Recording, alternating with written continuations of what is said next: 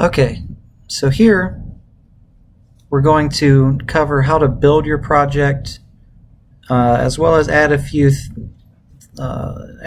components to your application and run it. So I'm going to go ahead and click on our first Windows Forms application here again, and it's going to bring up my form.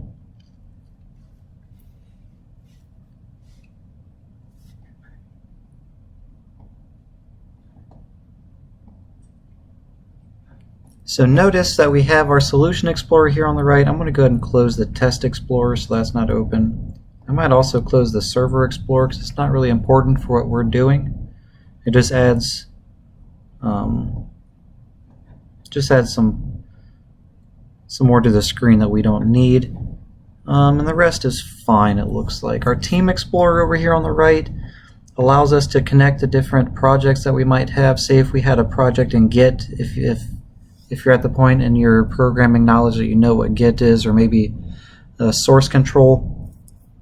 I'm sure if you're any kind of nerd, you probably know what Git is, or you've at least heard of it. You maybe not worked with it quite yet. If you do some programming yourself, you might know what Git is. But if you're trying to connect to a remote repository or maybe somebody else's code, here in the Team Explorer is where you would do that.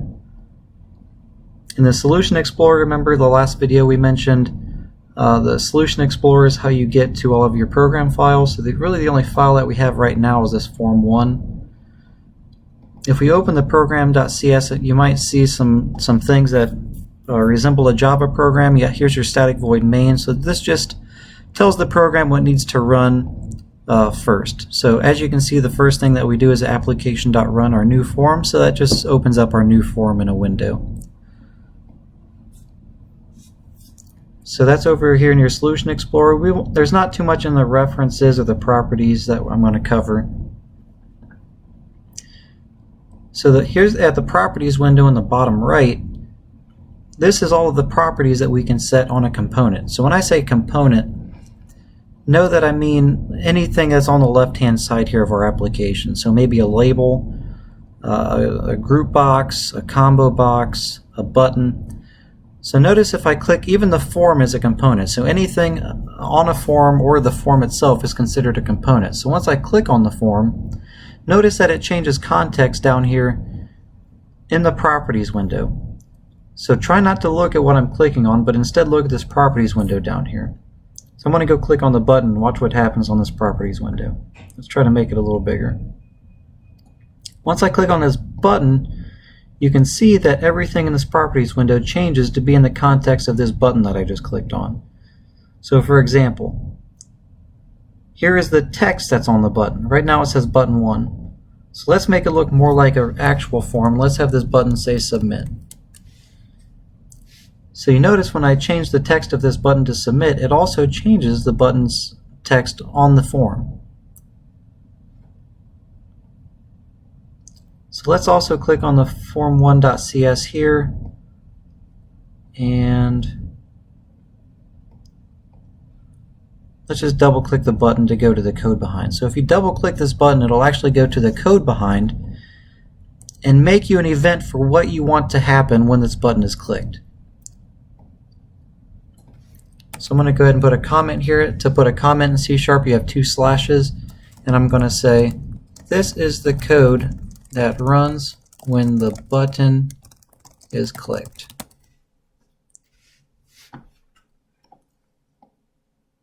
So notice here there's a lot of stuff that might resemble the stuff that you learned in Java 1. So here's a class that we used in Java 1, or if you've taken Java 2 yet. Here's all of the statements at the top of the screen that we want to include. In Java they might be called packages. Here they're called namespaces. So namespaces and packages are synonymous in C# and Java. So it's just a large chunk of code that we want to include in to use in our application. So let's go to this initialize components. So this is the code that executes that actually makes all of the stuff that we have on our form. So what you can do is you can right click, and then you could say go to definition, which just says open up this method for me to look at it. Or you can also use the F12 shortcut which is what I'm going to do here. So if you click on it and hit F12, it'll actually take you to the definition of that method. So notice here, all of this is the boilerplate code that gets written for you whenever you go to design a form. So in this initialize components, all this is saying is, here's all of the boilerplate code I want to run to make my form. So if once you're clicking and dragging, this is all of the magic that happens in the background for your form to be created. So notice here when I was making the text of the button submit, notice it changed it here for me. Here's what actually drew it on the screen and put it in a location. Here was the name of my button, so let's go ahead and change the name of our button and see what it does on this designer. Let's go ahead and save all. So now if I go back to this button and I want to go into the properties window, and I'm going to go ahead and change the name of my button. So if you scroll down to the bottom, you can change how you view this. So I'm viewing it right now by categorize, and you can see how it has different categories: data, design, etc. You can also make it alphabetical. And I feel alphabetical is usually the easier way to look at it. So notice alphabetical, the text is at the bottom since it starts with a T. But name, it still tries to help you out a little bit where the name of the button is at the top. So I'm going to go ahead and change the name to BTN Submit. This is a naming convention that was used a lot for Windows Forms application. I prefix it with BTN. That way when I go to access my button in code, all I have to do is type in BTN and all of my buttons pop up. So I'll try to mention that a little bit more as we go along, so I show you what I'm talking about. So notice when I go back to my designer code, now the name of my button is BTN Submit. So the properties window gives you a little view into the properties of your component without needing to understand exactly how it's being built. So it's good and bad. It makes it easier to build applications quickly or rapidly, but it also is a little bit of a disservice because you're not really understanding exactly how it's being built in the back end. So it's important to understand not only how to click and drag and rename things in the form designer, but it's also important to know what's going on back here in case anything gets broken. So for example, let's go and drag on a label. So a label is used if you've ever done a form or on Amazon or anything like that. Let's find the label here. And I'm going to click and drag the label onto my form. So Visual Studio tries to help us, and it's going to try to infer what I want. So I'm going to double click my label. And when I double click it, it says, okay, you probably want a method to fire whenever a label is clicked. And I don't know if anybody has done a lot of writing applications or even using applications, but usually a label click event is not something people want. Usually people don't want things to happen when you click a label. Like, it's not supposed to really do anything. A label is just supposed to be used to give you a little bit of information as to what maybe a text box, what goes into a text box, what goes into a comments box. So it's just supposed to tell the user what to do, not really wait for action on the user. So if you double click on something, let's go add another label to our form. Another way you can do it is just click, and then you can click here and it'll put your label, and let's double click it again and make another event that fires. So a lot of students will have a lot of these, they're called events or event handlers that handle events that occur, and they'll have them in their code, and they'll notice, or they'll figure out later that they don't need them, so they'll just leave them here. And that's really bad coding practice because your code gets more and more difficult to read when you have a lot of these in here that you're not using. So let's go ahead and delete them. So it looks like no harm was done because we went ahead and we made the events, but then we figured out we didn't need them. I'll go ahead and save, and I'll go to the next part of this video where we're going to build our solution. So let's go over here, right click, and you can build your solution. So there's a little bit of a difference between build solution and actually starting your solution and running it. And the only difference is basically just starting the solution. So what I want to do is I just want to build it to make sure that there's no errors.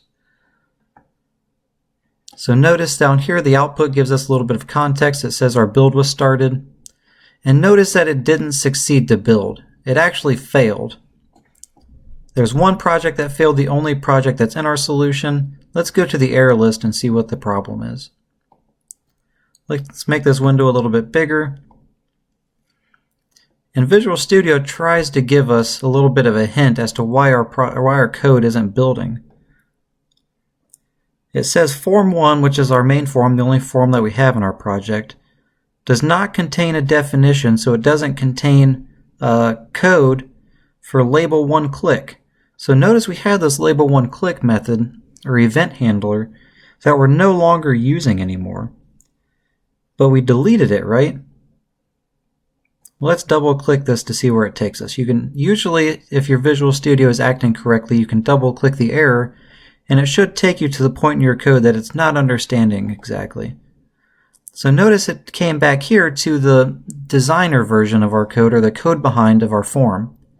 And notice when we double clicked for this label to be made, it made a piece of code back here to register our click event.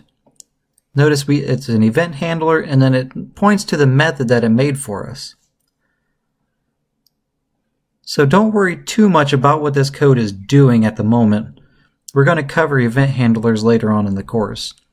But just know that if you make one of these event handlers, but you delete it from your code, you also have to delete it from this screen back here that tie the two together, your event handler to the method. And now once that's done, I can save my code. I can make this window smaller so this shows up better, and then I can build my application.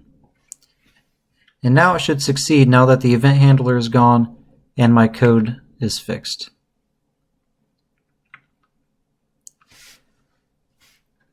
So notice here down at the bottom it should say 1 succeeded. Here in a minute, maybe, unless I missed it. I believe I built it. Let's try to build it again. Okay, it just says 1 up to date. I think I just missed it. But it didn't say it failed. It just said it's up to date. So it probably succeeded, then I built it again. Let's try to delete this semicolon and put it back in. That usually makes a build. Okay, there it goes. So 1 succeeded. So now it succeeded to build, and my application will run if I go to start. So I went to start. You can see my 2 labels, my submit button. So you can tell it can build now. The last thing chapter 1 covers are these windows over here. So if you ever don't like the way this your screen looks, you can always move these windows around. So here's the Solution Explorer. Maybe I don't want it over there. I want it over here. So you can always move these windows around, and it tries to give you a little bit of context about where you're dropping it. So I'm going to drop it here. But notice my Properties window is gone now. So if you don't like the way you dropped it, you can always come up. Maybe it just wants it over here.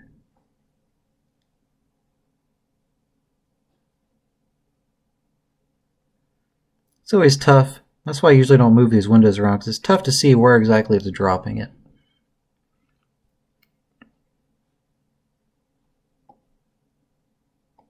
Let's close these diagnostics, close these notifications.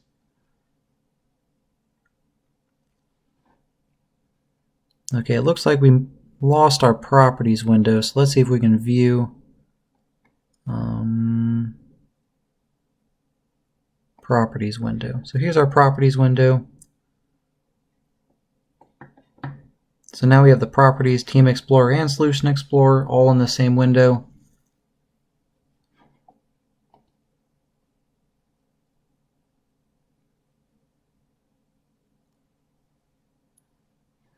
And you can do that with any window. So here's our form design window. If I don't like this code, I have two screens. I want to move some code to another screen. I can move this code to another screen.